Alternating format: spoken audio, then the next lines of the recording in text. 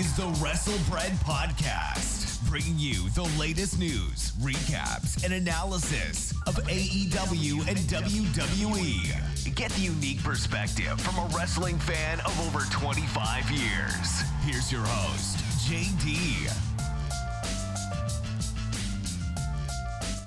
What's going on, guys? This is Jaydee, and this is episode 120 of the Wrestlebread Podcast.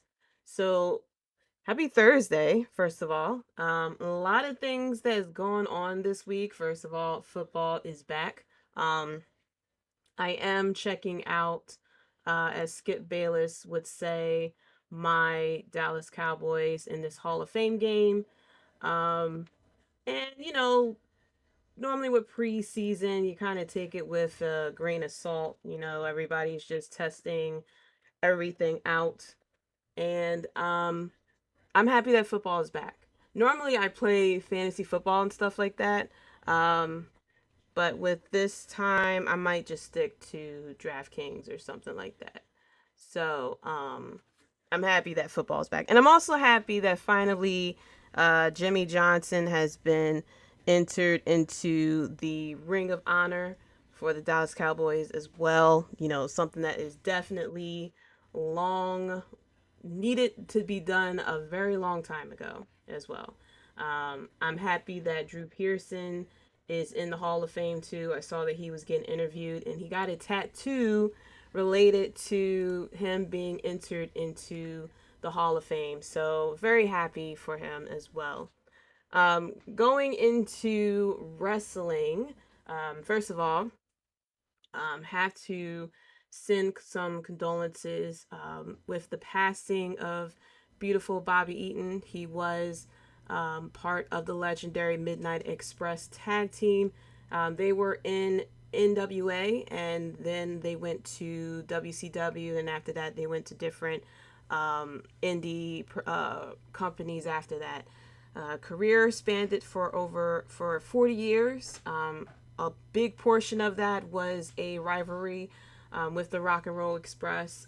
Unfortunately, I did not really get to experience a lot of their work live, but I did see some matches that they had held as well. But he was 62 years old, and my thoughts and prayers go out to his family that we lost one of the legends. And it just is sad because it's when we see somebody pass, especially in wrestling, someone who definitely had passed too soon. Is just like too soon, very too soon.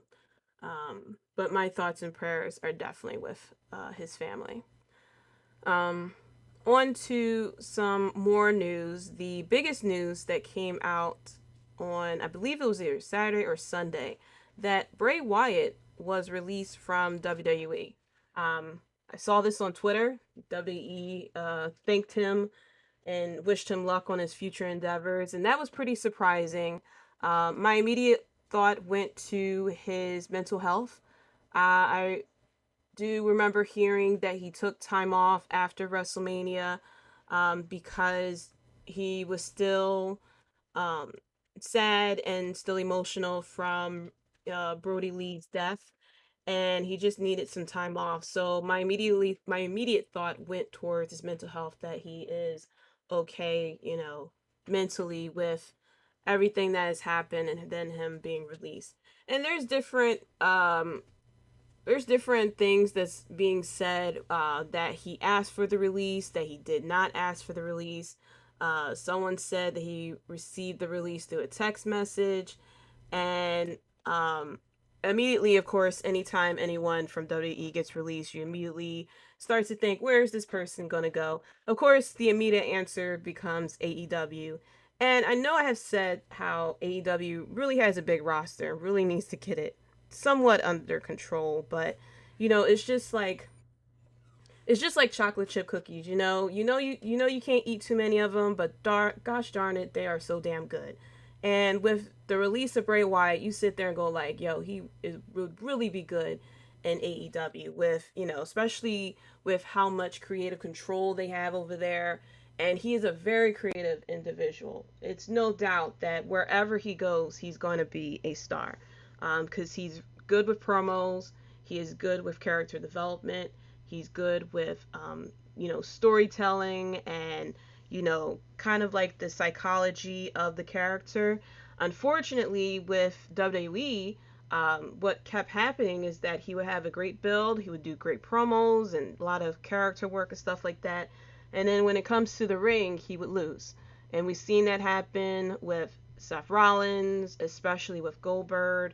They even made the mistake putting a title on him, which I completely disagreed with, because the Fiend is a character that doesn't really need a title.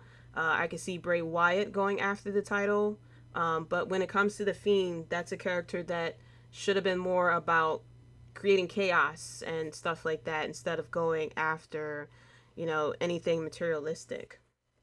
Um, he had the potential to be Taker 2.0, like a lot of people were saying. He was one of the few characters that had the whole mystical magic persona, and was able to kind of like quote unquote get away with it. We knew that of course, he's not a real psycho clown that pops in and appears out of nowhere, but you're still kind of drawn to the character, and that kind of give hats off to Bray Wyatt for making a lot of fans feel that way. Unfortunately, like I had said previously, WWE markets more towards casual fans, so he wasn't really connecting with casual fans, although he was selling a lot of merchandise. I wonder how many people still have the, what was it, $400, $500, $600, $700 title that they created for him. I was so close to getting a poster that I saw. There was a poster where I think it was for Hell in a Cell, I'm not 100% sure, but it was like half of Bray Wyatt's face and then the other half was the Fiend, and I was so close to getting that promo. And, I'm sad that he is gone, but I'm very happy of the opportunities that this will present for him. So, of course, somebody had asked Cody Rhodes about it. I believe that this was during a media call that this was caught on. And he said, Bray Wyatt was my rookie at that second season they did of NXT. The Rotunda family and the Rhodes family, they certainly go way back. I can't comment on if I see a spot for him when it comes to AEW, but I can tell you he's an incredibly creative individual, an incredibly creative man. I can't comment on if he fits in with us, but I can say if he has an ounce of passion for this, that guy can fit in anywhere because he's a very special, special talent. So that's really all I can say there. So, kudos to hopefully whoever signs Bray Wyatt, because they're definitely going to get a great asset on their hands. And I can't wait to see what type of feuds. Like, even if he goes to, like, Impact or something like that, I think wherever he goes, he can definitely make a name for himself and create very intriguing storylines. Something as well, JoJo, his fiance or his wife, I'm not 100% sure which one it is, but they do have 2 children together. She also got released. It wasn't nothing really said on Twitter from WWE about it, but I read that she got released. I think she even got released months ago, if I'm not mistaken, but I do know that it was a bit ago. Another release that has happened was Ric Flair. Ric Flair was released, and there's a lot of back and forth of that story, if he asked for the release or if they sat there and released him. But one thing is true is that he was pretty upset about the storyline that he was put in with Lacey Evans, which pretty much about 99% of wrestling fans would agree was a pretty bad storyline that they put him in.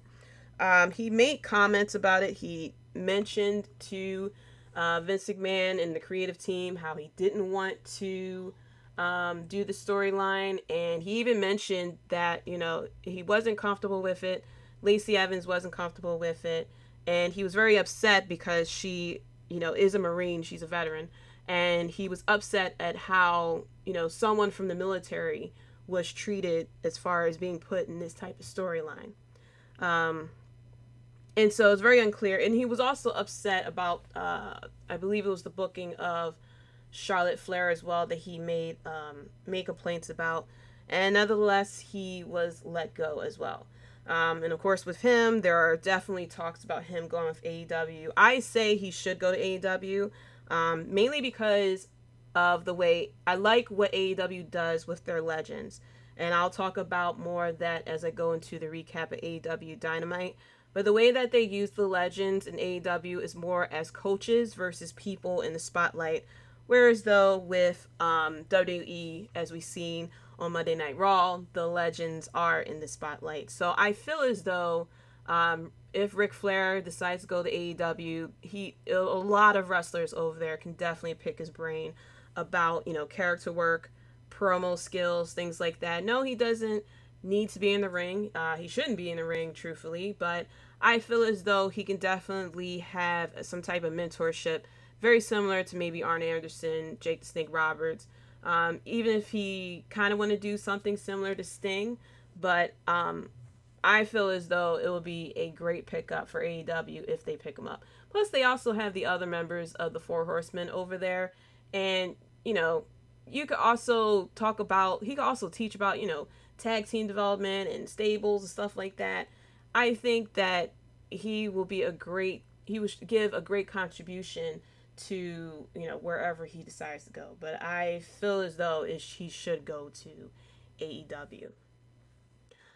More talk about with contracts and everything like that. I mean, this week was just like back to back to back to back type of news. Adam Cole apparently contract is expiring or has expired. There's like 3 different stories about this. There's the rumor that his contract expired actually in February. He decided to extend it to July. And then when it became expired, he decided to stay until SummerSlam weekend. And so apparently the person who gloved up on this, because apparently WWE execs didn't even know his contract was expired, and the person who was in charge of it was apparently fired. And so now there is talk about what he's going to do, if he's going to re-sign with WWE, or if he's going to go with AEW or Ring of Honor. And who knows? We are 2 weeks away from SummerSlam weekend if he is to stay until SummerSlam. And the fact that he is 2 weeks from now and, he hasn't signed, there's no rumors that there are even like talks about a contract. It doesn't really look good for WWE. The likelihood of him going to AEW is probably like 90% unless he, unless he wants to take a step back from being in a spotlight like that and go to Ring of Honor, or if he wants to go to New Japan, for example. But the fact that his girlfriend is over there, his best friends are over there. We have seen on Twitter that he goes to the AEW after parties, of course. It speaks volumes. But I don't know what's going to happen with Adam Cole. I feel as though if WWE loses Adam Cole, it will definitely be a blow to them because he is one of the top stars in NXT. And as of right now, truthfully, their roster, as far as people who have that star power, who would definitely, sell out the arenas and draw a lot of people in, it's starting to get a little thin, especially even though we have Samoa Joe back in NXT. If Adam Cole was to go, you have Karrion Kross, but Karrion Kross is slowly going to the main roster. You have Johnny Gargano to try to hold it down, but there's only so many people you can keep up at the top, especially in the NXT Championship title picture. So NXT is very good for bringing up the next generation of wrestlers, but that tends to take time. Shotzi got very popular pretty quickly. She ended up on the main roster. Toni Storm, popularity came up. She's on the main roster. We have people over in NXT UK who can probably come over, like Imperium and Walter and stuff like that. But who knows if they rather just stay over in NXT UK instead of coming over to NXT America. But we'll hear more about what's going to happen with Adam Cole. And then another rumor that popped up today is apparently it's the same situation with Pete Dunne.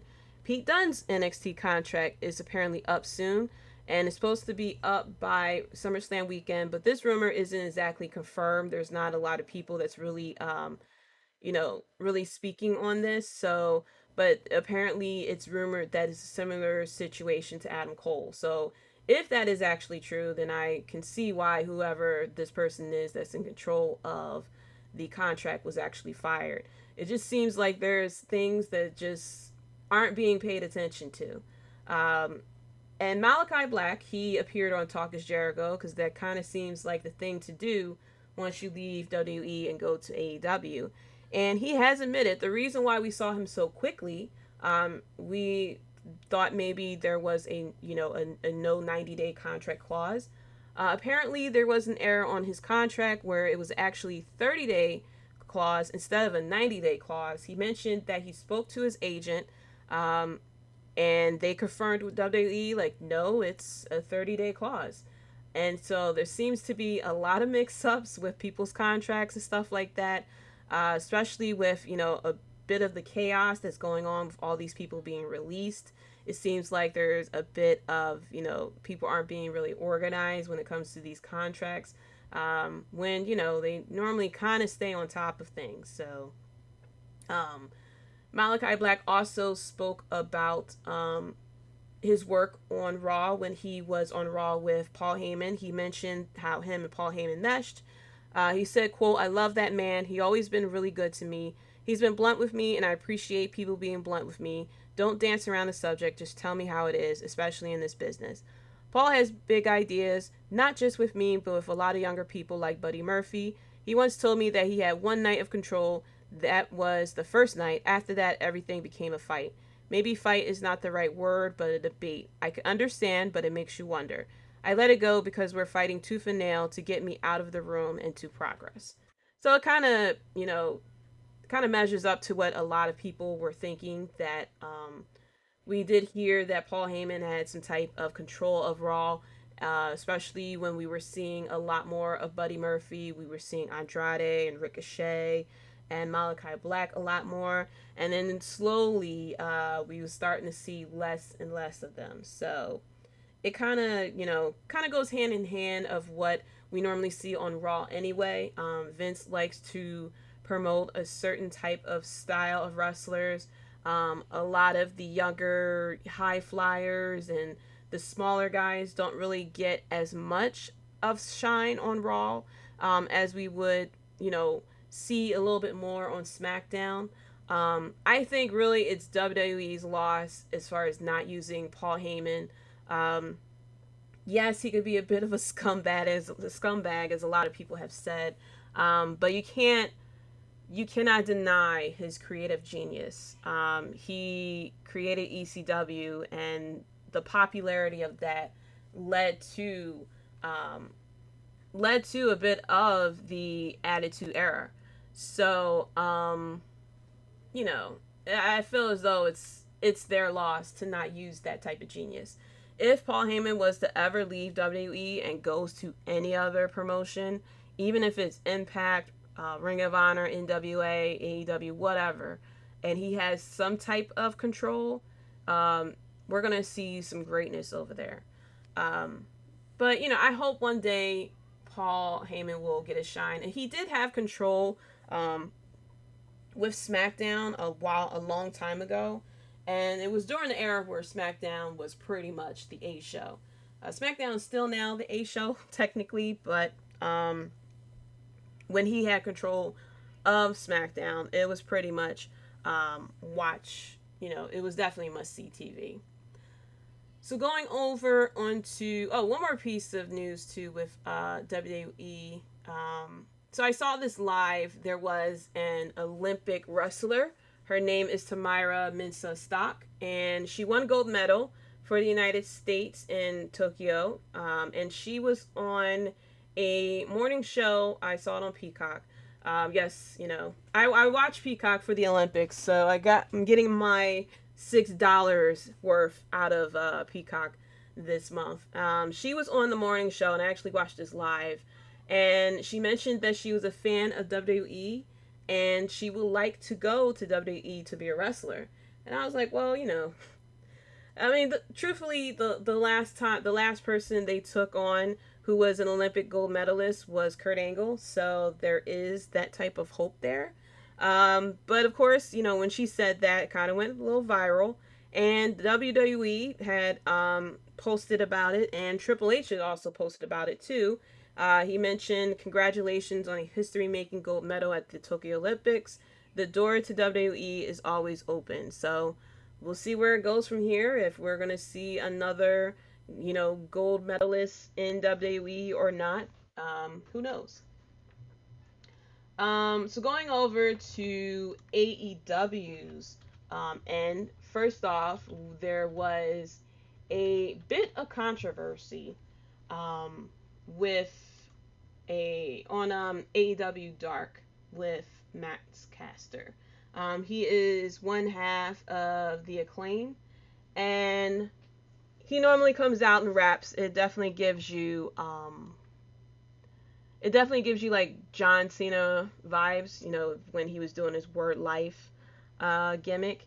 And sometimes, last time I had watched him, he did a rap about Christian. He mentioned how, I forgot the exact line, but he said something along the lines how Christian is lost without an edge, which is, of course, going back to Edge. But this time around, he made a rap that draw a lot of people the wrong way. He made mention about Simone Biles with the mental health.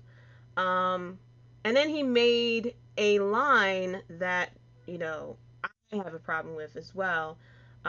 He said, I'm going to treat those bitches like Duke Lacrosse. If you don't know who Duke Lacrosse is, he was a person who was convicted of sexual assault, and he got off with probation. So it's not like, there's any allegations or something like that. This person was actually convicted, and he got probation. And there are people who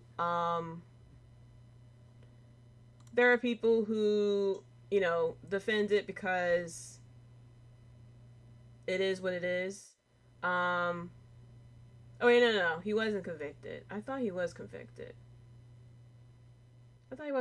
He was accused of rape, and they dropped all charges, I believe. I don't know. This took place in like this took place in like 10, 15 years ago. But I do remember they were allegedly accused. They were accused. I thought they were convicted and just got off on probation or something like that. Um, but yeah, um, I I don't know what in his mind thought it was cool to say something like that. And it's also the way that he words it that he was going to treat them like this guy. Um, and so people immediately was wondering like why the AEW thought this was okay to air. It's not like this is something live. This is something that was recorded, edited, and put up on YouTube. So there had to been a lot of hands that went through this that had to have seen it.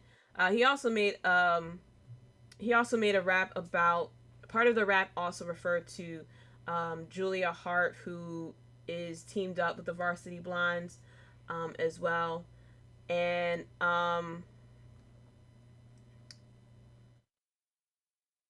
Tony, like my mind was blown because I was like, I don't know why he thought this was okay, especially when your coworker had made a comment about Sasha Banks years ago, and a lot of backlash came from that, and he was taken off TV for a while, and he had to go to therapy and stuff like that. And for you to sit there and think, okay, I'm gonna write this line and think it was okay. Tony Khan had made a comment about it. He mentioned how normally with the promos they kind of get a bullet point. Basically, he said that he doesn't edit what happens at AEW Dark. and that now he's going to take more control of editing the footage with it. And it's like, okay, well, I kind of made the joke of, okay, well, you're like Vince, how Vince doesn't know what goes on NXT. You apparently don't know what's going on in AEW Dark. Um, Now, there's a lot of people who are calling for a lot of different things. I just feel as though there needs to be some type of accountability, especially for the rape line. Like, come on, that's not cool at all. The last time someone said something along those lines, they were taken off TV. They were put through counseling. They, apologized and stuff like that. And with this type of situation, it's just like no excuse. It's really no excuse for him to say it, for it to be edited. Someone watched it, thought it was cool, and edited it. And the video was put up online. And nobody really didn't think of it until they were starting to get some type of backlash. Um, Apparently, it's going to be some type of Tony. I don't know what Tony Khan's going to do. I didn't really read too much about if something is going to be done, but they definitely need to do better as far as with that. Also with AEW, there was the announcement of the commentary team with AEW Rampage, which is debuting next Friday on August 13th in Pittsburgh. And it's going to be Excalibur, Chris Jericho, Taz, and Mark Henry. And I immediately go, okay, so we're going to have 4 people on this team. I'm going to guess that they're doing 4 people so they can figure out who works with this commentary team and then just take away. That they want these 4 people to at least be on commentary, and then they'll just take away from who doesn't work. Now, I know Excalibur and Taz, they're pretty funny. I watched a couple of, I see them on Botchamania, the things when they mess up something, they're very lighthearted, they'll laugh about it and stuff like that. And when I had used to watch AEW Dark, I had listened to them commentate as well. Chris Jericho, we already know. Um, Chris Jericho, we already know is good on commentary. I don't really listen to Busted Radio, so I don't know how Mark Henry is. But I feel as though we got too many cooks. We already have struggles with a 3-person team. A 4-person team, that's going to be a lot. Because normally you have the play-by-play person. You have someone that kind of like reacts to the action. And then you have that 3rd person kind of floating around. But now we have a 4th person. And it's just going to be a lot of... I feel like we're going to have over-talking. I'm going to assume that Excalibur is going to be the one that's going to call the action, of course, because he knows the names of a lot of moves, stuff like that. He knows the background of a lot of the wrestlers and stuff. Taz is there to kind of like, I think Taz is going to be there just for the comedy. Chris Jericho, of course, he's going to be more, not really a broadcaster, but I'm not sure about Mark Henry. So we got too many cooks on the commentary team. I don't know what we're going to do with this, but hopefully they figure it out in the next coming weeks. What's going on, Devin? Thank you so much for the comment as well. And then, of course, and then a few more things. A lot of news this week, I swear. Ruby Riott, this rumor, she's going to be going by Ruby Soho, is possibly signed with AEW. Her no compete clause is going to be up just before All Out, so she may be appearing on All Out.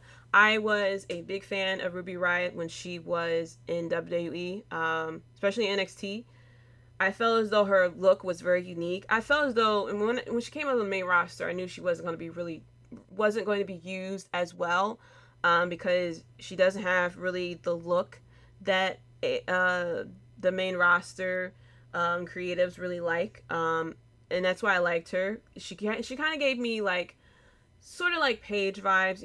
When Paige came on the scene, she was very different. She wasn't like, the long blonde hair and the long blonde hair and stuff like that. Like well, not a lot, but what WWE likes to have on the main roster. And so I liked Ruby Riott because I felt as though she had a different look. I felt as though she can connect with a different portion of the audience, but she wasn't really used that well. And so I can't wait to see what she has coming as well. Um, Coming with news of SummerSlam, of course, we have the Delta variant running around, and the COVID cases are slowly going up. And apparently, WWE is concerned that SummerSlam may not happen in Las Vegas. Um, it seems like things are still on track because they're still promoting it, and and from what I read, they spoke with the city and the venue, and so fingers crossed that we can get this under control. Um, it's been a crazy year. You know, if you had told me January 1st, 2020, when I was sitting there making my, 2020 plans of what I'm going to do and where I'm going to go, that I would have been an essential worker in the middle of a damn pandemic and then end up working at home. I would, because the world, it was shut down. I wouldn't have believed you at all. I'm happy that we're somewhat getting back to interacting with people. But I want it to be over, but from what we are seeing now that there is a second apparently Delta variant flying around, that is that this is just gonna be it, you know.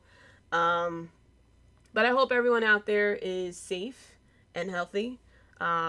This pandemic has been completely crazy, and I just feel bad because there are people out there who didn't really experience summer like the way that a lot of us did growing up. So fingers crossed that we can get this together, and 2022 will be a lot better. The last piece of news is with MLW. I don't really talk too much about MLW because I don't really watch it like that. But apparently, according to PW Insider, they had closed the deal on a streaming service that is a big one for the company. And I say congratulations. I want all wrestling promotions to have a TV deal. I feel as though everyone needs their time to shine. It's a great time to be a wrestling fan because it's not just one wrestling promotion to watch. You can tune in to so many different companies, whatever type of wrestling you like to see. Um, that we have AEW, we have WWE, we have NWA, we have MLW, and we have Ring of Honor and Impact and New Japan. It's so many different companies around, and it feels, you don't have to feel like you're stuck watching one promotion, no matter what that is. That you can watch whatever you want. You'll see, unique feuds and different type of styles and stuff like that, and I love it. But can we just all agree, no matter whether you're a fan of AEW or a fan of WWE, that it's just a great time to be a wrestling fan?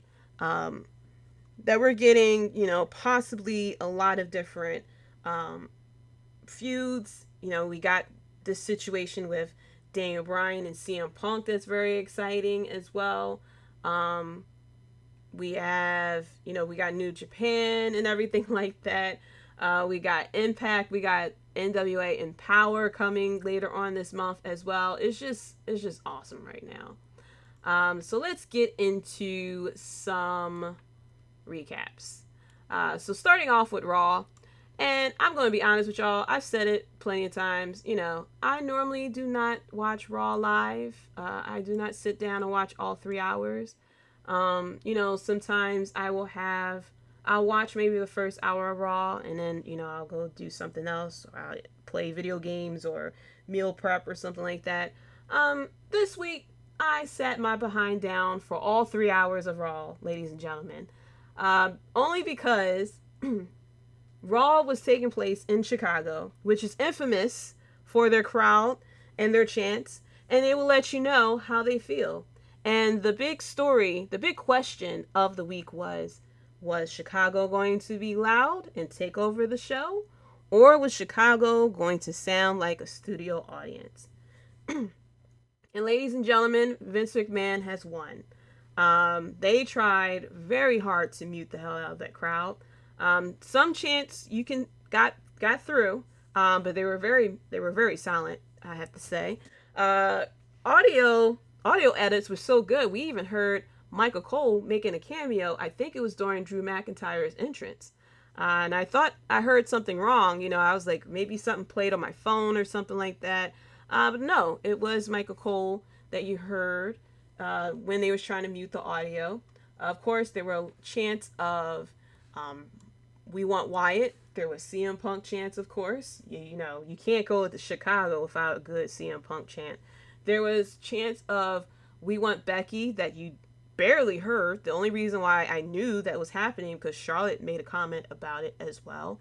Um, but we started off with the champion, Bobby Lashley, in the ring looking like $1,000,000. They made mention about Goldberg coming out, mentioning that he's next. And then Goldberg comes out. And Goldberg was booed. I heard the boos, and then he was cheered. Now, I knew the fans would cheer Goldberg because it's not that often that you um, won't see Goldberg live. I mean, I'm not the biggest fan of the guy. I wasn't a fan when he was in WCW. But if Goldberg comes out, I'll chant along with the damn crowd just to have the experience. But Goldberg comes out and he hugs a grown man ringside, gets into the ring. He mentioned how Bobby looks scared and how, at SummerSlam he's next and stuff like that. And it's, I just don't like the fact that Goldberg just, I know that his contract is he wrestled two matches a year for what, $5 million or something along those lines. And, every time he appears, he is in a damn championship match. It kind of gets tiring after a while. Like, we know that he obviously isn't going to win because he only has 2 matches. He already appeared at Royal Rumble. And so that would be that until 2022. I really hope Lashley destroys Goldberg at SummerSlam. I really do. Like, I really need him to do what he did to Kofi Kingston. Just a little bit. We know this isn't going to be a 20-minute extravaganza. This isn't going to be a 5-star match. Let's get that together. And he did lose back-to-back title matches. It's just the fact that he's in the title picture. Is that he comes out of nowhere, gets in the ring, says, "I'm next," and then boom, title shot. That's why I say wins and losses don't really matter in WWE. You can just do whatever you want. All you gotta do is push the champion and you get a title shot next week on Raw. People could be sitting here, having a winning streak, 5 matches in a row on Raw, and they'll sit there and end up on 205 Live or something like that. But, someone comes out, says, "I'm next," and then boom, title shot at SummerSlam in front of fans. That's the type of things that I get upset about. And so Goldberg leaves out the ring, and they start pointing at this guy ringside, and I'm sitting here like, why are they pointing out this guy? Because I missed Goldberg's entrance when he came out, and they mentioned it was his son, and so I was like, oh, Goldberg has a second son. Because I remember that little short pudgy kid that Goldberg had mentioned. The reason why he wanted to get the title is because of his son. And I remember that kid. And I'm sitting here like, wow, okay, he has a second son. So I of course, like any person 2021, I went to Google and I said, okay, who's this second kid's son? Because I'm sitting here like, oh, I hope, it seems like they're about to beat this guy up. And then I found out that it's the same kid. And it blows my mind because I was like, well, no, because I remember he was at the Hall of Fame of Goldberg, and I was like, Goldberg was inducted not too long ago. That was 3 years ago. And I was like, well, dang, this dude looks like he is 25 years old. I know time goes fast, but damn, I don't know what's in the water or something like that. But apparently, I think he's like 15 or something like that. And I was like, that is not 15. That is a grown man.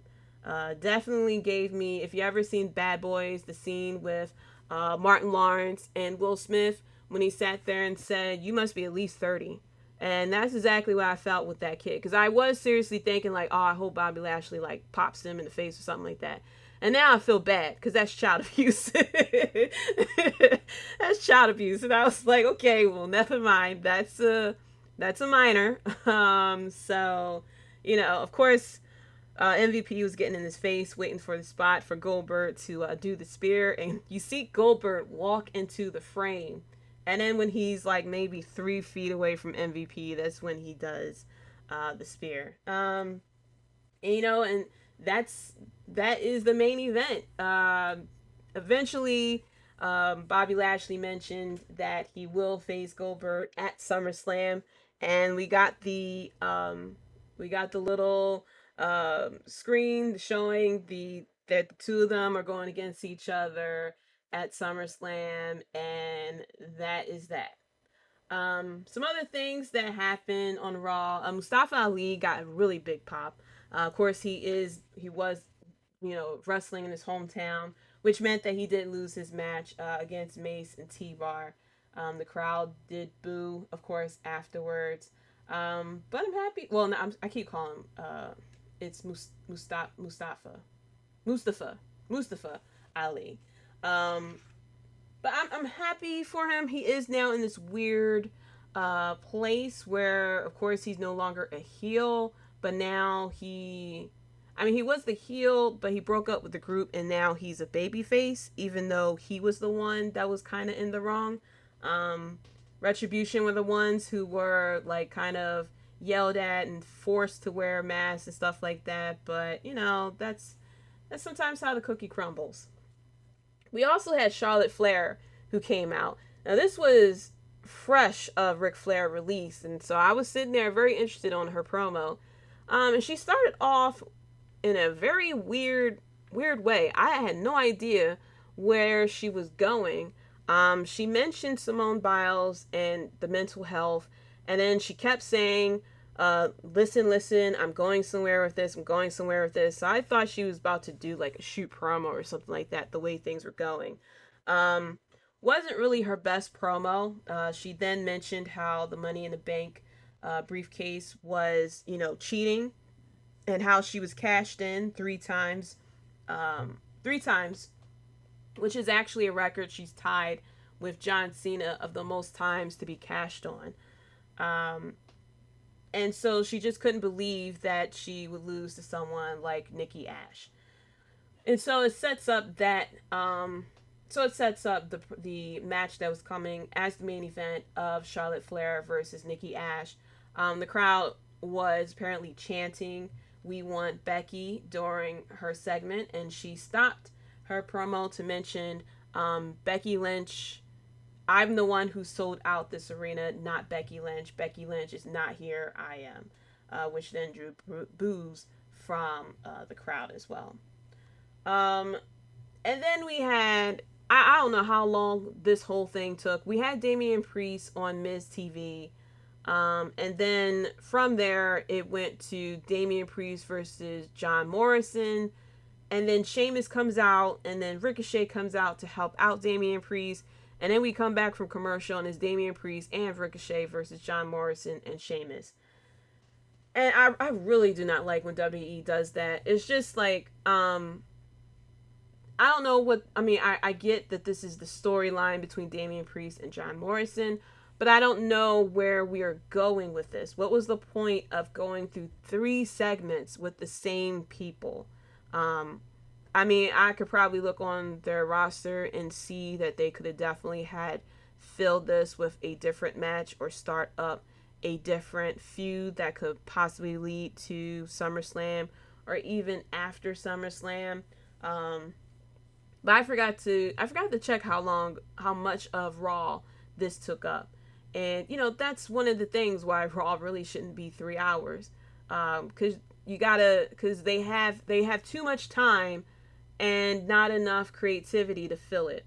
So you do things like this where you take up, this probably lasts like, I would say at least 30 minutes or 30 to 45 minutes of doing stuff like this where I was waiting for them to do a 6-man tag. I was waiting for two other people to come out, and then we get a 6-man tag and draw this out even further. But nevertheless, we had Damian Priest, who defeated John Morrison twice, technically. And we had Ricochet and Sheamus in there as well. We also had Keith Lee going against Karrion Kross. It seemed like the crowd reacted more to Karrion Kross here, especially to Keith Lee. We heard NXT chants happening during the segment. And here, this was a difficult match because if Keith Lee wins, Keith Lee finally wins, but you defeated the quote unquote undefeatable NXT champion, and then if Karrion Kross wins, then Keith Lee would have lost 2 times in a row. And I know I'm saying this after just saying wins and losses don't matter, but it's still the principle. Um, and so Keith Lee wins against Karrion Kross, and so I had a slight problem with it, and it's because on NXT, Karrion Kross was promoted as someone who is, undefeated, and he has held the title for so long, and you was waiting for that one person to step up to finally take down Karrion Kross, which seems like it was Samoa Joe. But now that Karrion Kross has not only been defeated once in a few minutes, but he's been defeated twice, it's kind of like, once if Samoa Joe does win the title and take down Karrion Kross and Karrion Kross lose finally on NXT, it won't be as special because Jeff Hardy defeated him in 4 minutes, and then Keith Lee defeated him as well. And I don't think Keith Lee and Karrion Kross have fought each other. If they did, then he defeated Keith Lee. So, and Karrion Kross went through a lot of people who should have defeated him, technically. If they, not really technically, but he went through people who definitely could have took the title off of him. So, it's just slightly disappointing that, we have that type of situation. I don't understand why we have the NXT champion on Raw and losing as well. Apparently he was supposed to go against Jeff Hardy again and lose, but Jeff Hardy apparently had COVID and had to quarantine. So it's in the books for Karrion Kross to lose twice in a row. So I don't know what's going on. I think, like I said before, my conspiracy is that Triple H and Stephanie McMahon got into an argument. Vince McMahon got very upset about it and said, "Who? I can't do Vince's voice, but he was like, "Who's your champion? Who? Kross. Put him on Raw. He's getting defeated by Jeff Hardy in 4 minutes. Do it now, damn it." And you can think of that in Vince McMahon's voice, use your creativity doing Vince's voice. But that's what I figured might have happened, because I really don't understand why we put the NXT champion in front. Well, not with Chicago, because Chicago they know they're wrestling. But why put him in front of a casual crowd and introduce him to the casual crowd this way? So that when Karrion Kross comes up to the main roster officially, the casual fan's gonna isn't that the guy that Jeff Hardy defeated in 4 minutes? Why should I care about this guy? So it's just I don't. Vince McMahon is right. AEW is not the competition. Apparently, it's NXT. Because the way that the NXT wrestlers are treated once they come up to the main roster is just night and day. We also had Reggie, who defeated his 24/7 championship as well against Akira Tozawa. Very athletic, of course. I don't understand why he is wrestling in the suit with the church shoes, but that's a whole different story. Raw overall wasn't really that good. Nikki Ash and Charlotte Flair's match was pretty good. The no holds bar match, it was pretty good. They even got the crowd to get into it. Of course, they chanted for the table, and they got the table. And Nikki Cross had defeated Charlotte Flair, so kudos to those 2 women to really put on a good match after a dismal 3-hour Raw. And, after watching that, I have come to see why I don't sit down with all 3 hours of Raw. But I watched it mainly to see what was going to happen with Chicago's the Chicago crowd. Thanks, Keita, for the heart. I was wanting to see what Chicago's crowd was going to do, and obviously they were chanting. It's just that Vince McMahon definitely put them on mute. I didn't really get to see too much of NXT. I of course saw that Samoa Joe is ready for the smoke. He of course, is challenging Karrion Kross. William Regal comes out to the ring, and it's official that we're going to have Karrion Kross and Samoa Joe for the championship at NXT TakeOver on August 22nd. Very weird that we're going to have NXT on Sunday versus Saturday. Normally you have NXT come in before SummerSlam so that we can sit there and say, ease into the weekend on a very good note. But they're going to have, I guess we can consider the main event type of pay-per-view with them coming on Sunday, coming out after SummerSlam. But I am excited to see this match between these two.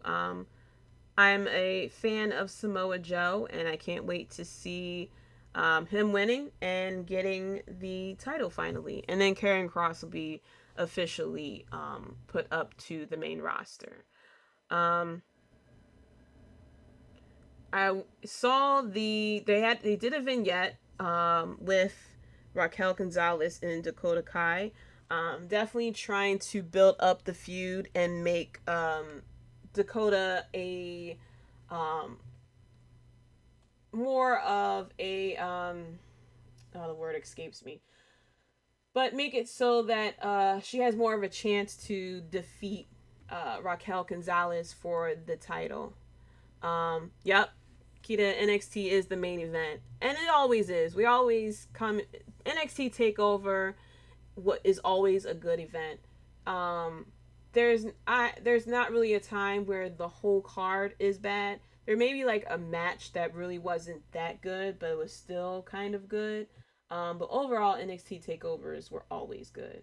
I caught the end of Imperium versus Hit Row, and I saw that Legado del Fantasma ran in and attacked Swerve, and they took out his grill, which I was like, excuse me, COVID, you went inside someone's mouth and took out their grill, but it is what it is.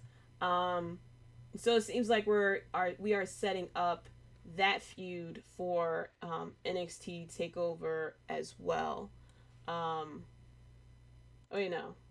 That's not the match. But yeah, we have that coming. We had it was Legado del Fantasma versus Hit Row. That's what it was. I'm reading the wrong thing. I didn't see Ridge Holland versus Eichmann Jiro. I didn't see that match.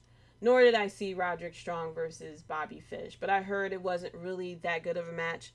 Diamond Mine, from what I have seen, wasn't that good. Roderick Strong wasn't really that good. Not really that good, but his gimmick wasn't really his character really didn't make you care about him before he joined Undisputed Era. And once he joined Undisputed Era, it was just like night and day as far as you really caring about him. And then now that he is no longer with Undisputed Era, now he's with a different group, which you would think would work because he works well with other groups. But now we see that is just the type of group that he works in, because we have Diamond Mine with Roderick Strong, and it's just not really connecting. I don't know what it is really. I have to like really look into them a lot more. But I don't know. It's not really connecting with it. Then we also saw the vignette with Cameron Grimes. We saw Cameron Grimes and LA Knight going against the Grizzled Young Veterans,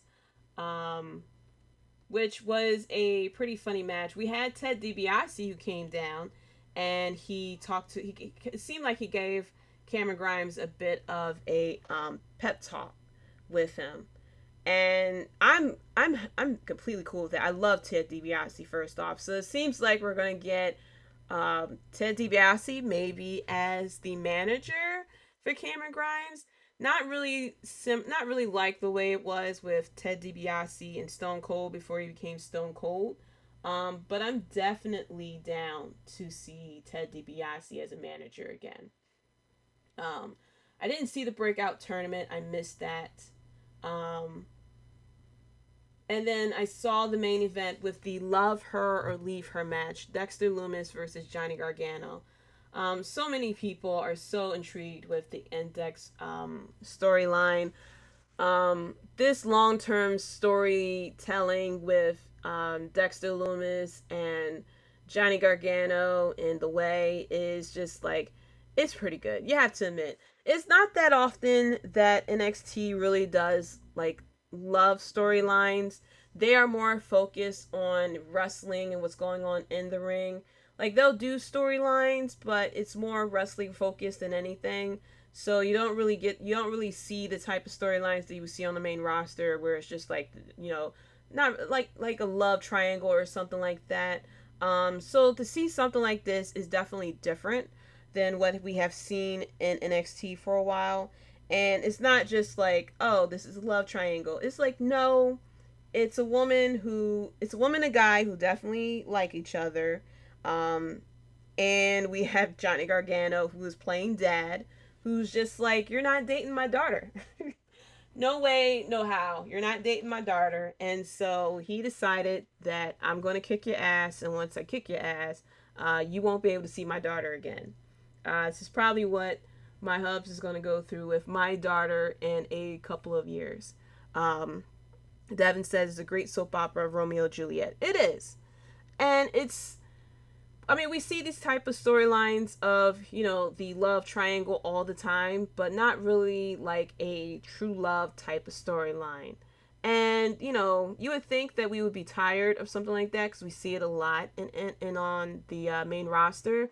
But the way that NXT does it is very captivating because it's more wrestling based than it is just a lot of, there's less like filler stuff with this storyline than it would be if it was on the main roster. If it was on the main roster, it would be like a bunch of vignettes, a lot of filler promotions and stuff like that, a lot of promos that would happen. But with this type of storyline, Dexter Lumis is still in character. He doesn't really speak or anything like that, but you can tell like he is in a place where he doesn't know how to really feel or really to react. Um, and I'm appreciative of this. So this match, of course, Johnny Gargano working his magic. This was a good match.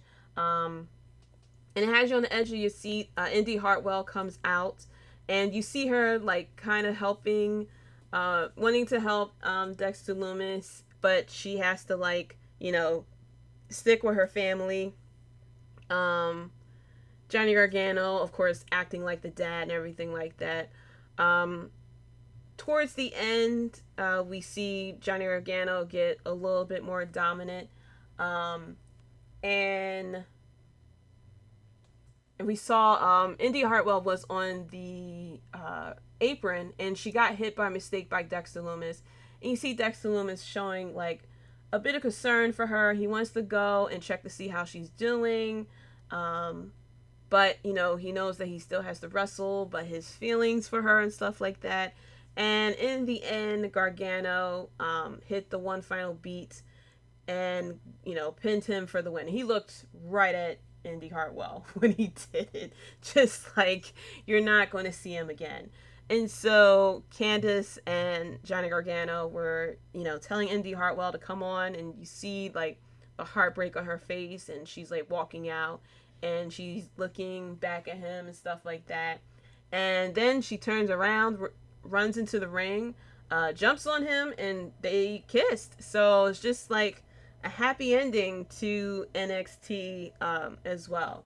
Um, Weirdly enough, because of all the CM Punk talk, I was talking about AJ Lee and the storylines that she was in, and I went through like all the people that she had kissed. So me seeing that kind of reminded me of all her storylines of all the people that they had her kiss, which was a lot more than I thought it was. I mean, I knew it was a lot of people, but it was a lot more than I thought it was.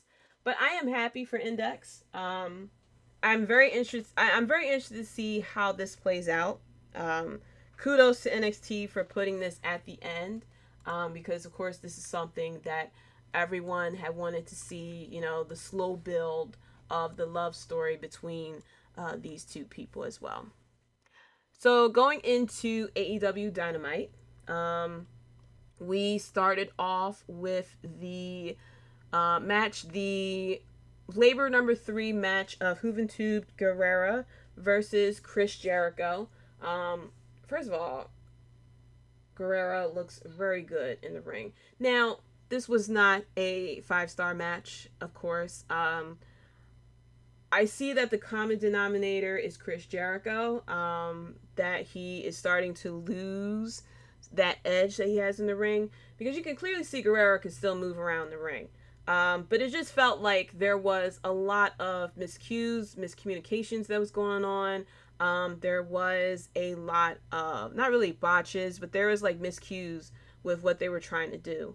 And the beginning of the match really was very choppy because of it. It wasn't flowing just right.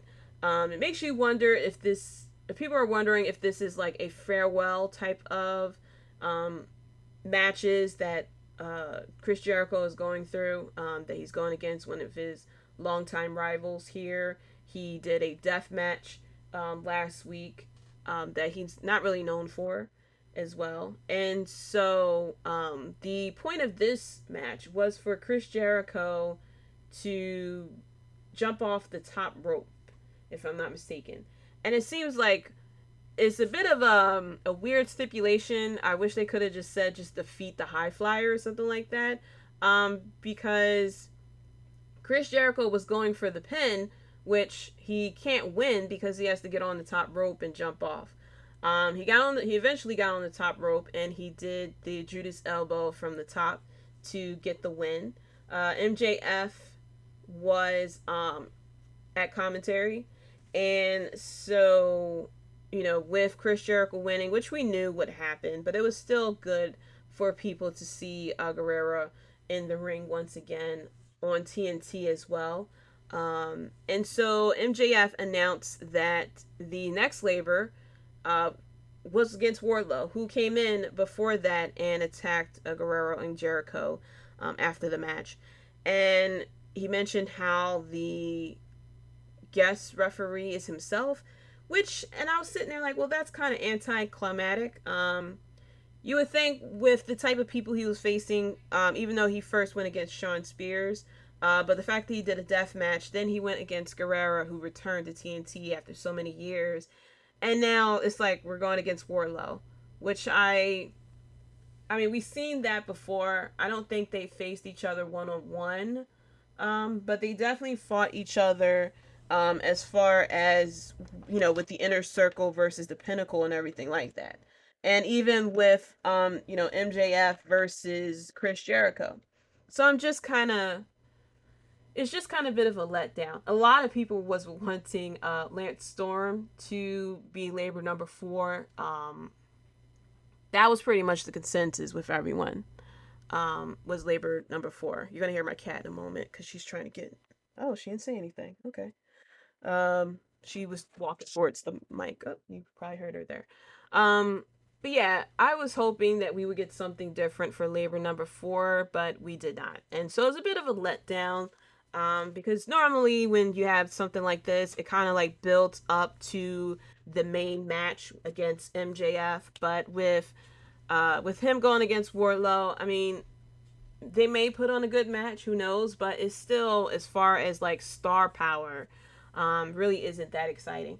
I would have rather for Wardlow to be labor number 2 and then get the death match and then get Guerrero and then MJF, because that type of play works a lot better.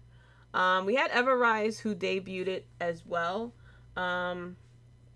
He debuted along with Johnny Garcia. They fought against Jon Moxley, Darby Allin, and Eddie Kingston, which of course got a big pop from them, especially with Sting coming out. They of course won the match, and this kind of relates back to what I was saying about Ric Flair. There's something that I caught that had happened. I'm not sure if people had caught it, but once Jon Moxley, Darby Allin, and Eddie Kingston had won the match, The referee held up the arms, and Sting was on one side of the referee, and the ref held up Sting's hands, and you see Sting kind of like take his hand away from the ref, and he takes a step back, and you see him pointing at Darby Allin like, yeah, cheer this guy. And I have amounts of more respect for Sting. And it's just like, that's exactly how the legend should be. He is there to put over Darby Allin. He like, and then you see Eddie Kingston and John Moxley, they put their arms around Sting and stuff like that. To kind of be like, come on, we have to give props to you because you're Sting. And Sting was basically like, he eventually gave in, but he pretty much was like, this is about you guys. And that's exactly how the legend should be. It really should be. And I really appreciate the fact that Sting made it about Darby Allin. Because, when you haven't been, and I'm sitting here speaking like I have like decades of wrestling experience in my background, but I can imagine with you being away from the ring for a certain amount of years, and now you're back in front of fans and you have that moment of your place to shine, that normally a person will take advantage of it. But it takes a bigger person to step away from that and give that experience to someone else. And I really applaud Sting for that. And that's one of the things I really like about how the legends are in AEW. Like, they are there to bring like the awareness and the views and people to come to AEW to watch them, but they're there to put people over because they realize it has the next generation is coming. They're there. They have so much experience in ring, out of ring, that they can give to someone younger, and to be more of a mentor about it. So I really applaud Sting for what he did there, and I love that. I really do. We also saw Red Velvet challenging Britt Baker for the AEW Women's Championship match. It's going to happen next Friday, the debut episode of AEW Rampage in Pittsburgh, which they're calling Britsburg. I like Red Velvet. I really do. I like the way that she's introduced because they say coming from your mama's kitchen or something like that. And they say coming from your mom's kitchen, stuff like that. So she mentioned how she's been winning a lot on AEW Dark. And that's one of the things I kind of have a problem with, because wins and losses do matter in AEW. And so the wins and losses on AEW Dark and Elevation are counting for spots for the title. And, AEW just has to assume that people do not watch AEW Dark. And that, when someone comes up from AEW Dark with a title shot, it's not giving people who don't watch AEW like that. You're introducing someone as a challenger, and you're not giving the crowd enough time to really connect with that person and really care for why should I cheer for this person. So obviously, I mean, not only because they're in Pittsburgh, but naturally when Red Velvet and Britt Baker go against each other, you would go towards Britt Baker because you've seen her on TV a lot more, and you kind of get know her character and stuff like that. Whereas though you're not really that familiar with Red Velvet, so it's not that much that can be done there. I just hope that they just start putting women on the card a lot more. Apparently, from what Kenny Omega has said, that's what's going to happen with Rampage, that they're going to do more title matches. I mean, not title matches, more women's matches on there.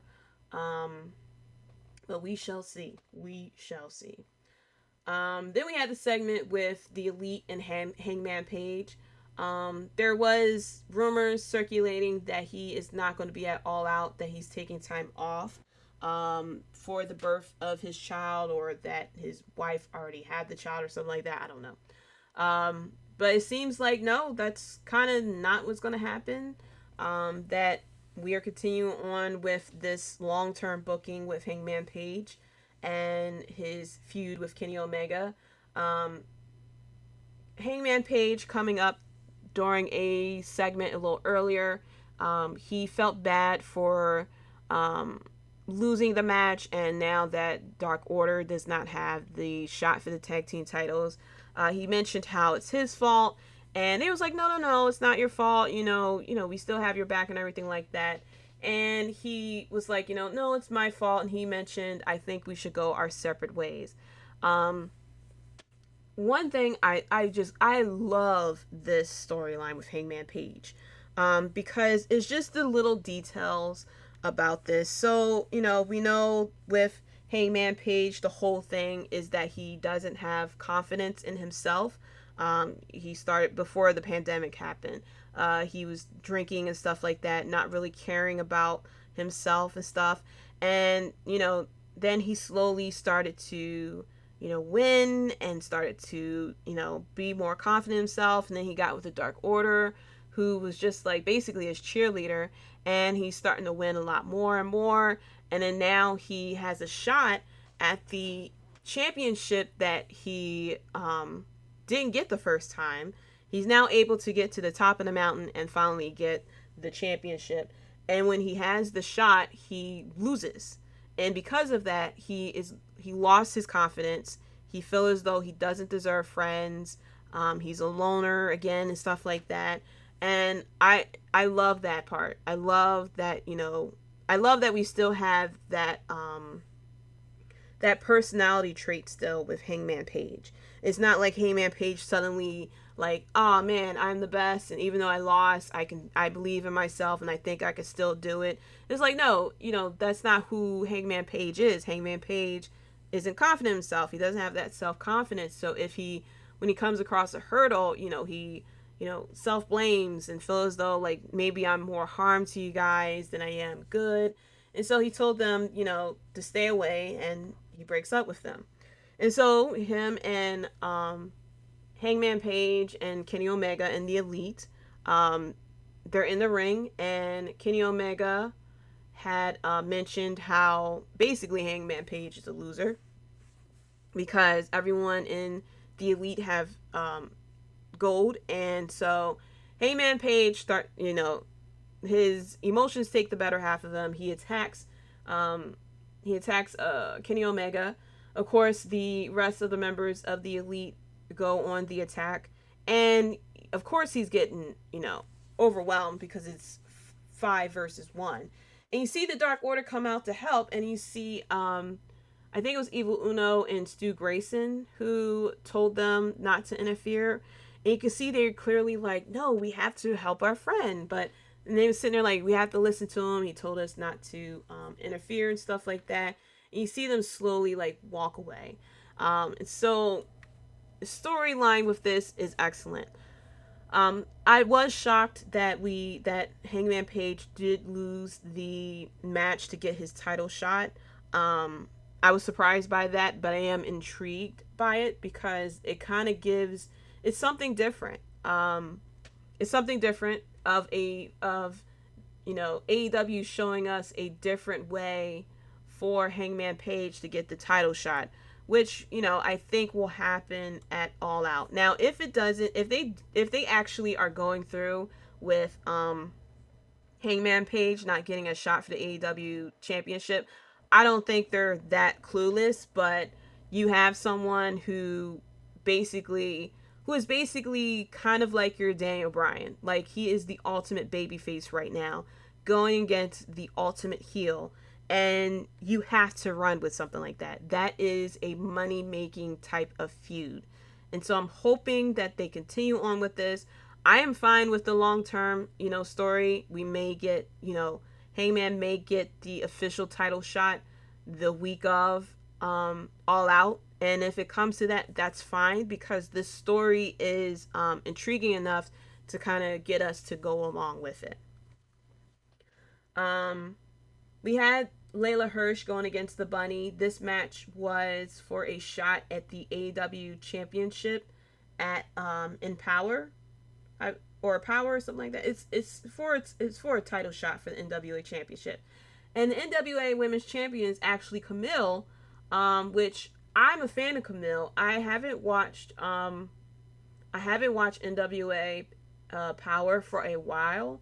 But I was a fan of Camille when I saw her on there. And so I'm very happy for her that she won the title. I'm going to have to, check back on YouTube or something like that to see how she won the title and check it out. But I'm definitely a fan of her. And so Layla Hirsch won the match, which was kind of expected because she is pretty good in the ring. And then we get Camille, who comes into the ring, and the size difference between these two women is just like crazy. Um, Layla Hirsch is like maybe 6 inches above Camille's belly button. I mean, I thought we was looking at Big Show versus Rey Mysterio, of course, and it was just like, all right, well, we know who's winning. We know who's winning, or at least should be winning. But you never know with these type of matches. Sometimes the small man or small woman will take down the giant and win. But this is definitely intriguing. I'm hoping that Camille and Layla will have enough chemistry in the ring to make this match intriguing. One of the things with AEW in the women's division is that, and I always say, I don't know if it's like the lack of chemistry or the elective amount of time that these women have, but sometimes these women matches, they are not the best. We do have the gems, of course, that comes about where the chemistry is there, the storytelling is there and stuff like that, and the wrestling styles definitely mesh well. But with AEW, it's as if they're throwing pennies at the women's division where they're throwing millions of dollars at the men's and the tag team division. Um, but I am hoping that this match between Camille and Layla is very good. And I hope the match between Britt Baker and Red Velvet is good as well. So then we come to the main event, the match that everyone has been waiting for, and that was the in-ring debut of Malachi Black. And ladies and gentlemen, Malachi Black is here, and I am glad he is here. That the theme, the entrance, the gear is just like spot on, like 10 out of 10 of it. It was very captivating. I love the fact that the lights went on and off during his entrance, to kind of give more of a not really mysterious, but more of like a bit of darkness with him. Like he's not in the light, quote unquote, all the time. Like he works better in darkness, sort of like Bane from from the Dark Knight, from the Dark Knight. So Dark Knight Rises. But yeah, I really loved it. And so with this match, the match was not perfect. It wasn't the best. The thing is, it's sometimes we have two wrestling styles. It either works or it doesn't work. Malachi Black style is more MMA. He's very fast. It's a lot of kicks and everything like that.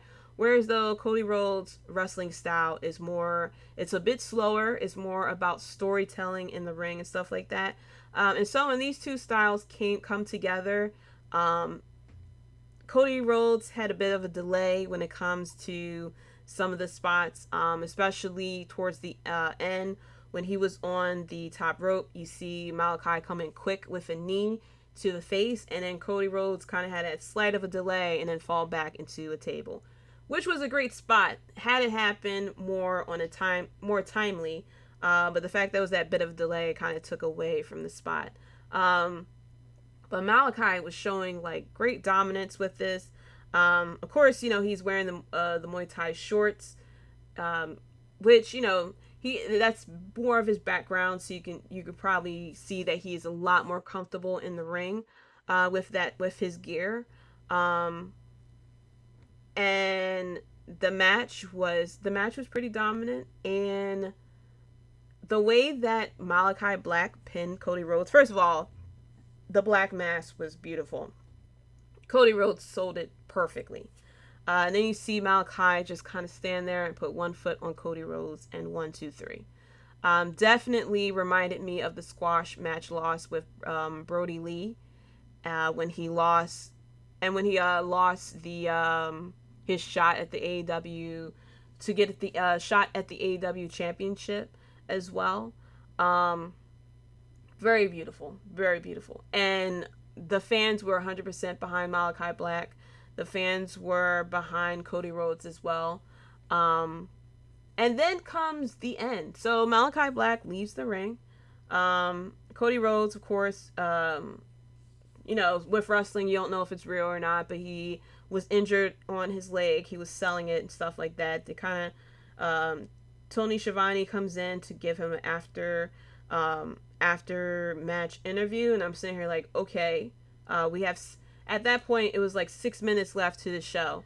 So I was like, either something's going to happen. When you have this much time after a main event and you see someone coming into the ring, normally that means somebody's coming out. So I was like, okay, who is about to debut or something like that?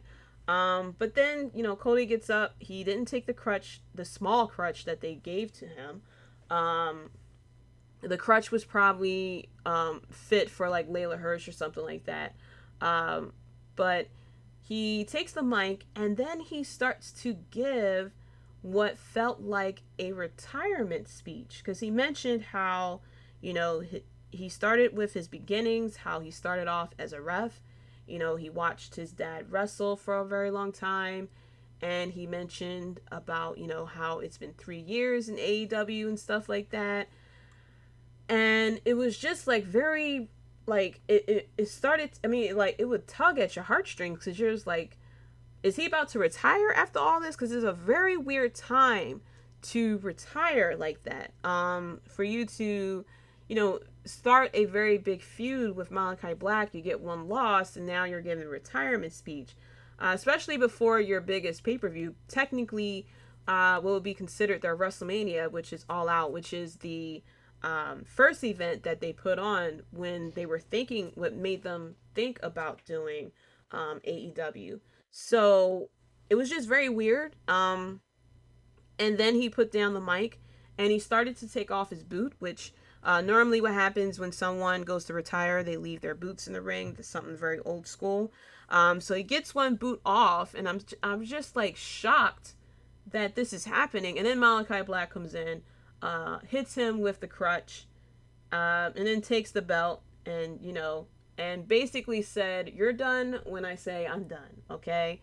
Um, I would like more explanation of what the point of that was, as far as why he was taking off the boot, like he was sounding like he was retiring. Um, I thought that maybe he wanted to take, I figured he was going to try to take time off since him and Brandy had the baby. That maybe he wants to stay home to spend time with the baby and whatnot. And so I figured he would get beat down pretty hard and be written off TV for a little bit. But that's not what we really got here. So I'm very interested to see where we're gonna go from here, as far as with Cody Rhodes and his supposed retirement speech that he was giving. But I'm very happy that we have Malachi Black. I tell you that.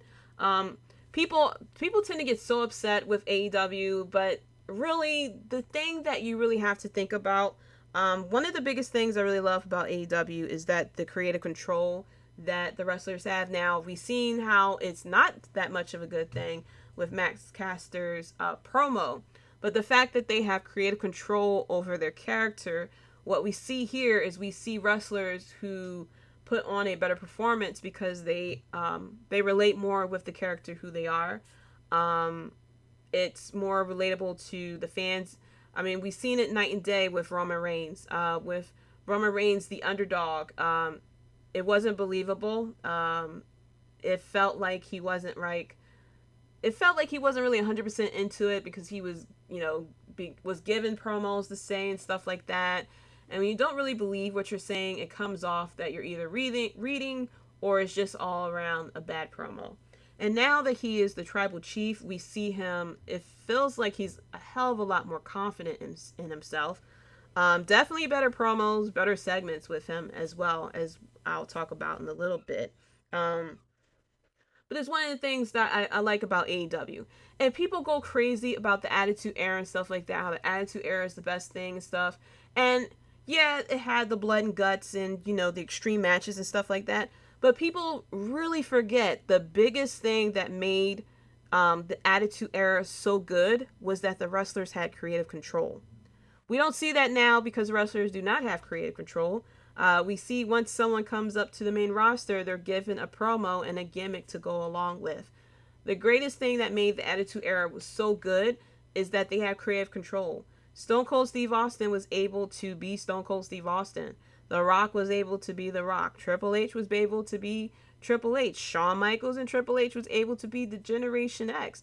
They had fun back then because they had control of who they were. When you create your own character, your own gimmick, and you're able to do promos, and you sit there and say, okay, well, how would I react to this and stuff like that? It's more believable versus when someone is giving you your promo to read out 15 minutes before the show starts.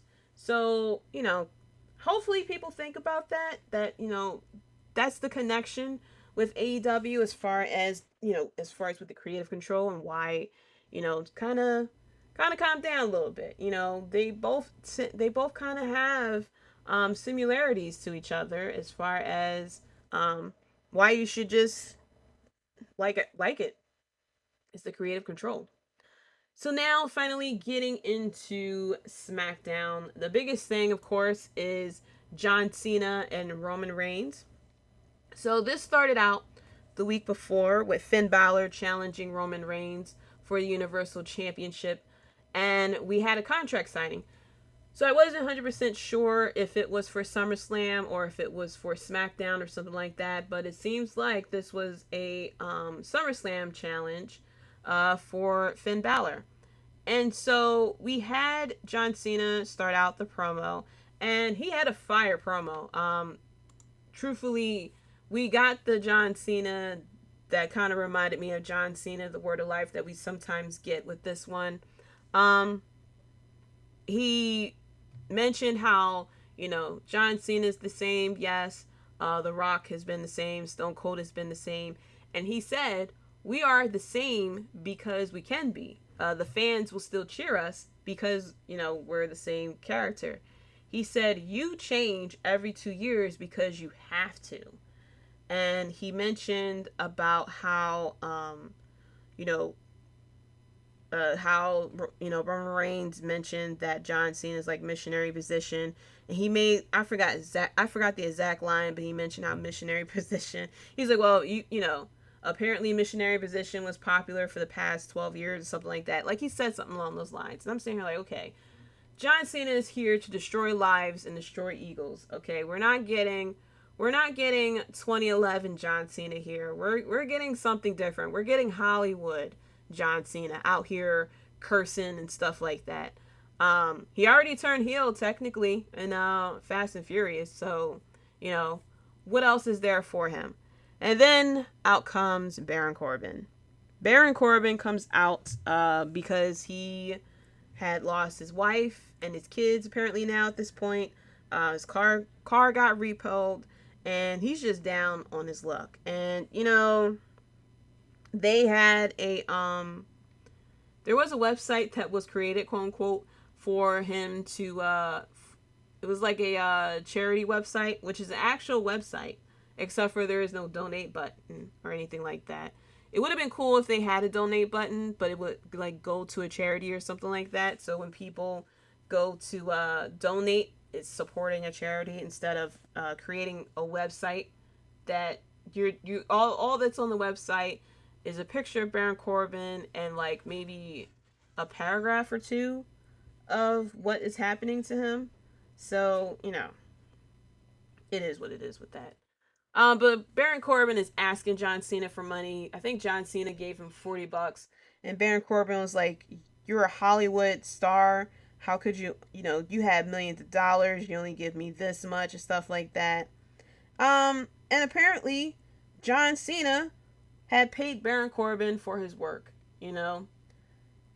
And once we got to the contract signing, Finn Balor was about to sign, and out comes Baron Corbin. He goes and attacks Finn Balor.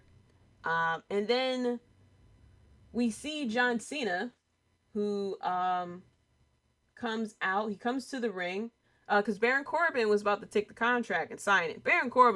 All Baron Corbin's trying to do is be able to eat. Okay, he just wants to get a new shirt or something like that. The man is down on his luck, and here comes big old John Cena to destroy lives and egos. And poor Baron Corbin, John Cena got attacked, took the contract, and then signed his name.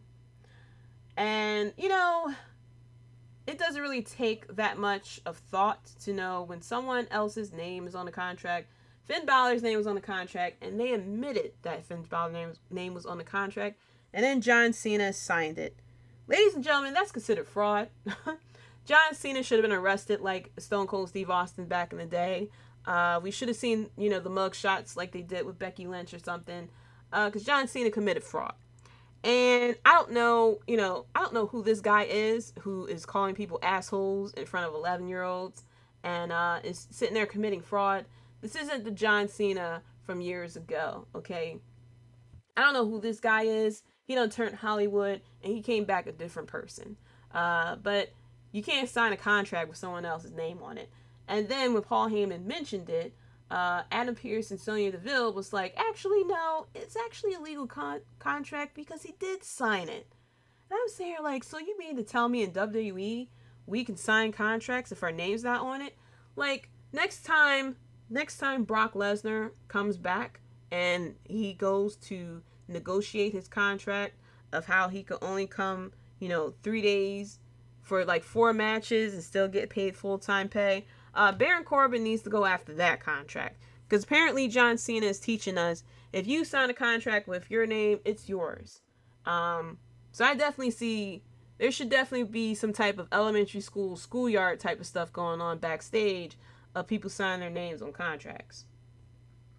But I am confused as to why Finn Balor isn't showing rage about this. I mean, your opportunity was taken away from you from Cena. I felt as though we could have done this a different way. I don't know why we involve Finn Balor into this. Get the fans hype about this feud when Finn Balor and Roman Reigns, and start it just to stop it and have Cena take it away. That's very heelish, if you ask me. So it's not really a babyface move from Cena, but I felt as though we could have got this done a different way. Like, we could have had a match instead of this whole sign up for SummerSlam. We could have had a match for Finn Balor versus Roman Reigns the next week. Have Cena come out and maybe do something to try to distract Roman Reigns. This could have been a non-title match. Have Finn Balor challenge Roman Reigns. Roman Reigns mention you can get a title shot if you think you could beat me. If you could beat me, you get a title shot. And then have Roman Reigns, have Cena try to interfere or something like that, and have Roman Reigns, not really lose, because then you have that type of that piece of that loose end that you have to take care of. But it was a bit of a waste to start a feud that wasn't going to happen. Maybe they could have put Baron Corbin into this. Had Baron Corbin challenge Roman Reigns, and Roman Reigns, because he is the heel, decide to take the challenge and give it to Baron Corbin, and then if you're wanting to do it with this contract signing, then have Cena come out and take the contract signing away from Baron Corbin. That would have made a lot of sense. That would have coincided with Baron Corbin and losing everything. He could have added on, I lost the opportunity for a title shot at SummerSlam onto that. Like, you would have added more to 2 storylines. But instead we I felt as though it wasn't fair for the fans, because the fans were excited to see Finn Balor versus Roman Reigns. Um, we also had Sasha Banks who came back, which means that The Mandalorian season 3 has finished filming, obviously. But yeah, Sasha Banks made her return to help out Bianca Belair. She saved Bianca Belair from the beatdown from Carmella and Zelina Vega. And then that leads to a tag team match later on. Which, we saw that match, Sasha Banks, Bianca Belair. Of course, they were friends before they faced each other for the title. And, it seems like, okay, all is good. Sasha Banks is happy for Bianca Belair. And, she got that Hollywood money and all is good. And so they won the tag team title match. Bianca Belair and Sasha Banks are celebrating their victory and stuff like that. And here comes Sasha Banks. Heel Sasha Banks, NXT Sasha Banks with the backstabber. And then she started beating down Bianca Belair, put her in the bank statement, stuff like that. Which I'm fine with that, because you can say that kind of plays into Bianca Belair being a bit naive because she is new to the roster. She's new to the title picture, something like that. That, she thought that Sasha Banks was over it. And stuff like that. But of course, this is setting up the matchup between them two for SummerSlam, which I am not mad at because, of course, their first match was really good. It was just a stupid build that they had. But I'm happy for it in the end. Let's see. We had more Seth Rollins versus Edge. Seth Rollins is so good as a heel. Him laughing in Edge's face and whatnot. And he went and attacked Edge. And of course we are getting that matchup between them two for SummerSlam. Seth Rollins mentioning if he can't be Universal Champion, then neither will Edge. And I'm completely fine with that because they both have, they both want to go after the title, which they both can't be number one contender. Edge don't want to go through another triple threat match because we saw how that ended for him the last time. And so, and Seth Rollins feels as though he is worthy to be the number one contender. And so we have them two going against each other, which I think will be a fantastic match, which will eventually lead to Seth Rollins versus Roman Reigns. And that will be a unique setup as well. So yeah, overall, SmackDown was a pretty good show. I don't know what's coming up this week on SmackDown. I mean, we'll get the aftermath of Roman Reigns and John Cena as far as what is going to happen with them two after the contract signing, the aftermath of Sasha Banks and Bianca Belair, that set up for SummerSlam, because we only have about 2 weeks before SummerSlam. Yeah, about 2 weeks before SummerSlam coming. So now we're in the mode of setting up matches. We have, I think we're gonna have the Usos versus the Mysterios again as well. What are we doing with the Raw tag team titles? If we're going to have who is it? The Viking Raiders versus AJ Styles and Omos again. Sheamus in his title match. What is Apollo Crews is going to do as well. Where does Big E fit in all this now that he is Mr. Money in the Bank? Some people predicted that he may go and cash in on for the WWE Championship and go back to Raw to eventually reunite the New Day.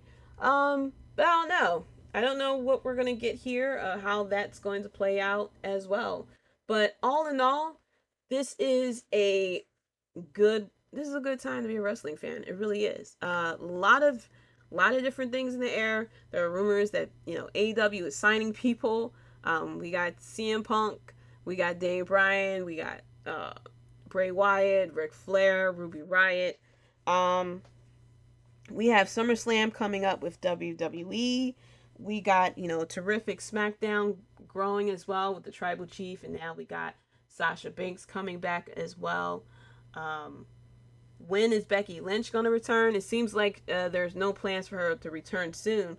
However, she may come back at SummerSlam since Charlotte shouted her out. She keeps teasing the fans. She's definitely trolling everyone on Twitter because she will sit there and either post a picture of herself in the gym or she'll tweet out her location as if she is somewhere and come to find out she was at home the whole time. I just say keep doing it. Keep doing it. Keep doing it.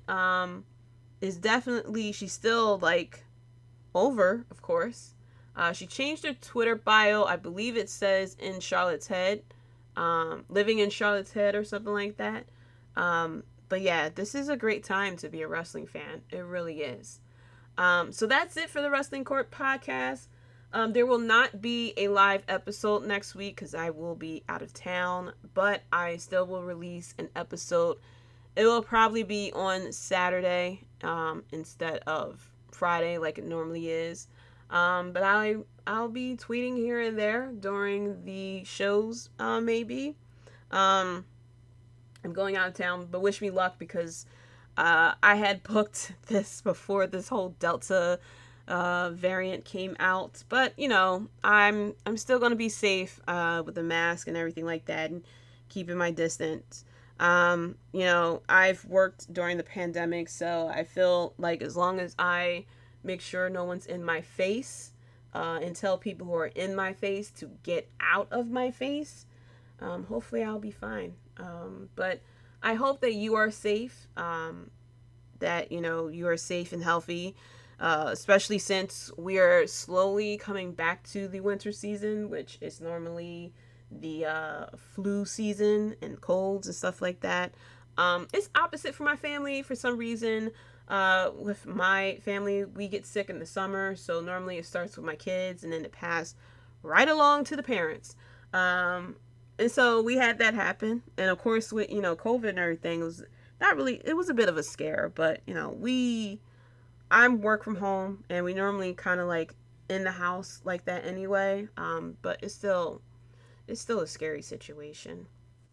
Um, but let me give some shout outs. Shout out to Julian Rob Bates from Wrestling Court Podcast and AlternativeMinds.com. Keita and Jay from the Keita and Jay Show. Chris and Keita from We Talk Next Podcast, which is featured on the Keita and Jay Show. Nando and Larry from Half K Podcast. Devin and Hafiz from Clark Street Wrestling. Also, shout out to, oh my gosh, I had it. Shout out to Jofo in the ring. Also, shout out to Top Rope Wrestling Talk and to um, oh, I had it. Straight Talk Wrestling podcast as well. Um, Coming up next week, like I said, will not be a live episode, but be on the lookout for the episode to come out. You can follow me on Twitter at JDC137. That's JAYDE, the letter C137. I'm also on Instagram as well. Same same username. And I'm eventually going to start a Twitch channel. You can follow me on Twitch, JDC137 as well. Follow me on Twitter. I will announce when it will eventually launch, but I'm getting it prepared. You can find the podcast on Twitter at Wrestlebread. You can also find the link in the bio for the links for Instagram, Facebook, and YouTube. I'm going to start doing some things with the YouTube channel because right now it's just audio episodes, the audio episodes of the episodes, the audio versions of the episodes. It's getting late and I'm starting to get tongue-tied.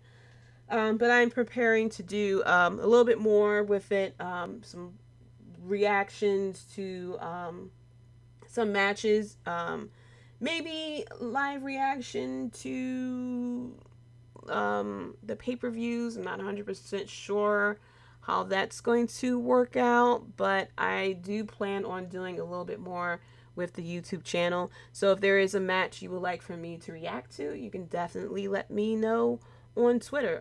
There are a lot of WCW matches that I haven't seen. I did ask for some suggestions for Juventud matches because I know who he is, but I haven't really seen a lot of his stuff, and so I more likely may do some reactions to some of his matches. But if you have any WCW matches you would like for me to react to on the YouTube channel, you can even throw some ECW matches too. I watch ECW, but I didn't watch a lot of it. You can also suggest Impact TNA, New Japan, definitely, or any promotion that you want me to react to. Definitely let me know on Twitter as well. But thank you so much for listening. Thank you for spending time here. And until next time, guys, peace.